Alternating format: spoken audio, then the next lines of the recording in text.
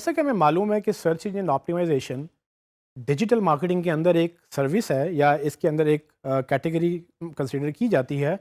तो इसको देखना ज़रूरी है कि ये ब्रॉडर पर्सपेक्टिव में कहाँ फॉल करती है या इसका डिफरेंस क्या है बाकी डिफरेंट कैटेगरीज में। तो सर्च का नॉर्मली मुकाबला किया जाता है सोशल के साथ कि सर्च और सोशल में क्या डिफरेंस है। सो दोनों ही चूँकि डिजिटल मार्केटिंग के अंदर आती हैं, तो मेरा ये मानना है कि इसको क्लियर करना बहुत ज़रूरी है कि सर्च एसईओ कहाँ पर फॉल करती है और सोशल कहाँ पर फॉल करती है और दोनों क्यों यूज़ होते हैं और दोनों का लिंक डिजिटल मार्केटिंग से कैसे है। एक गलती जो लोग करते हैं वो ये कि वो समझते हैं कि किसी एक फैक्टर को करने से या किसी एक सर्विस को करने से वो बेहतर हो जाएंगे, जबकि ऐसा नहीं होता। आपका यूज़र मुख्तलिफ जर्नी के साथ आता है, वो आपको गूगल पे ढूंढता है, वो अपनी इन्फॉर्मेशन सर्च करता है, गूगल में आप उसको मिलते हैं, वो आपकी वेबसाइट पे आता है, आपकी वेबसाइट पे आके वो आप उसको अच्छे लग जाएँ या आपकी वेबसाइट उसको अच्छी लग जाए, वो आपको चाहता है कि वो फॉलो करे। वो फॉलो कहाँ करना चाहता है कि बजाय इसके कि वो हर बार आपको गूगल में ढूंढे, अब वो चाहता है कि आपका जो कंटेंट है वो उसको खुद मिलना शुरू हो जाए। तो वो देखता है कि आप कौन कौन से सोशल मीडिया प्लेटफॉर्म पे हैं या कौन कौन से सोशल मीडिया प्लेटफॉर्म वो खुद यूज़ करता है। तो फॉर एग्जांपल मैं अगर एक डॉक्टर को मैं मुझे दर्द है और मैं डॉक्टर सर्च करता हूँ, तो मुझे डॉक्टर की वेबसाइट मिल जाती है। अब मुझे वो डॉक्टर 5-6 वेबसाइट देखने के बाद मुझे एक वेबसाइट अच्छी लगी, मुझे वो डॉक्टर अच्छा लगा, उसकी सब चीज़ें पसंद आई। अब मैं चाहूँगा कि उसको मैं सेव कर लूँ, लेकिन मैं फिर ये भी चाहूँगा कि मैं उसको फॉलो भी करूँ। तो मैं उसकी डॉक्टर की वेबसाइट से मैं कोशिश करूँगा कि उसके चैनल्स देखूँ कि वो कहाँ-कहाँ पर एग्ज़िस्ट करते हैं। फॉर एग्ज़ाम्पल वो फ़ेसबुक पे हो सकते हैं, वो ट्विटर पे हो सकते हैं और यूट्यूब पे हो सकते हैं। मैं उनके जितने चैनल्स मैं यूज़ करना चाहता हूँ या मैं फ़ॉलो करना चाहता हूँ, मैं वहाँ जाके उनको फ़ॉलो कर लूँगा और होगा ये कि नेक्स्ट टाइम जब वो अपना कंटेंट अपडेट करेंगे, मुझे वो कंटेंट मेरी फ़ेसबुक पे मिलना शुरू हो जाएगा। अब ये दोनों चीज़ें डिजिटल मार्केटिंग के अंदर फ़ॉल करती हैं, लेकिन इसका डिफ़रेंस बड़ा इम्पोर्टेंट है। डिफ़रेंस ये कि लोग जो गलती करते हैं वो समझते हैं कि सिर्फ एसईओ करने से हम सक्सेसफुल हो जाएंगे या सिर्फ सोशल मीडिया करने से हम सक्सेसफुल हो जाएंगे या डिजिटल मार्केटिंग में हम बाकी काम करेंगे, ये दो नहीं करेंगे या ये दो करेंगे बाकी नहीं करेंगे। ये गलत है।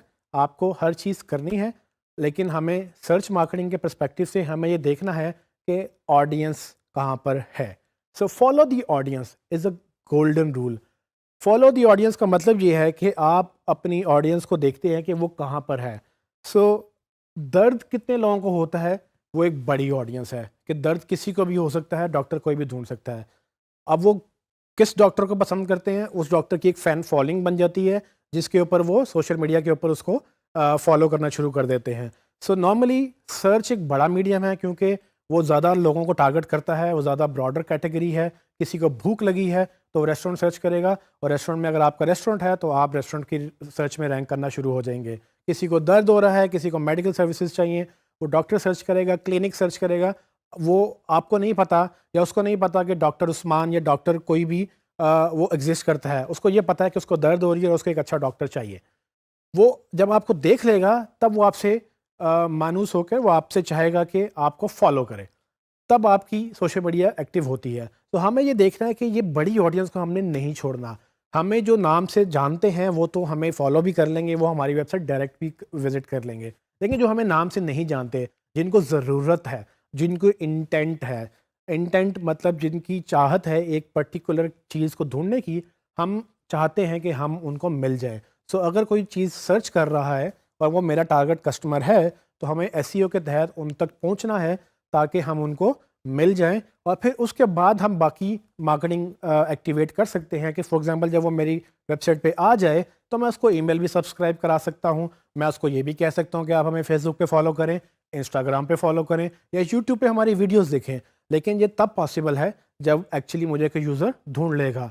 जो मुझे जानता है वो तो डायरेक्ट आ जाएगा और वो शायद फॉलो भी कर लेगा, लेकिन जो नहीं जानता वो एक बड़ी ऑडियंस है। हमें सर्च ये मौका प्रोवाइड करती है कि जब कोई सर्च करता है हमें उसकी इंटेंट समझ आ जाती है कि ये क्या ढूंढ रहा है और अगर ये हमारी टारगेट ऑडियंस है तो हमें एसईओ के तहत उन लोगों के लिए रैंक करना है खुद को और उनके लिए हमें अवेलेबल होना है। सो ये सारी चीज़ें इन पैरेलल काम करती हैं, लेकिन चूंकि सर्च एक बड़ी कैटेगरी है हमें सर्च पे ज़्यादा फोकस करना है। सर्च से ऑडियंस आएगी तो हम बाकी चैनल्स को एक्टिवेट करेंगे और अगर सर्च से ऑडियंस नहीं आई तो हम 4-5 लोगों को, 10 लोगों को या 100,000 जितने भी लोगों को हम पहुंच सकेंगे, जो कि एक लिमिटेड रीच है। वो सिर्फ उन्हीं तक हमारा मैसेज जाएगा। लेकिन अगर हम इंटेंट पे फोकस करेंगे तो ये होगा कि जिस जिसको ज़रूरत है वो हमें ढूंढ सकेगा, और ज़रूरत के तहत जब हमारे से वो रिलेशनशिप बिल्ड हो जाएगा वो हमें फॉलो करेंगे, और फॉलो करने के साथ हम बाकी चीज़ें उनको कैंपेन्स भेजेंगे, उनको ईमेल मार्केटिंग करेंगे, उनकी हमारी कोई ऑप्शन आ रही, प्रमोशन आ रही है, हमारे कोई इवेंट आ रहा है, वो सारी चीज़ें बाद में पॉसिबिलिटी हैं। सो search is a big medium. ये चीज़ अंडरस्टैंड करते हुए हम इसको आगे लेके चलेंगे।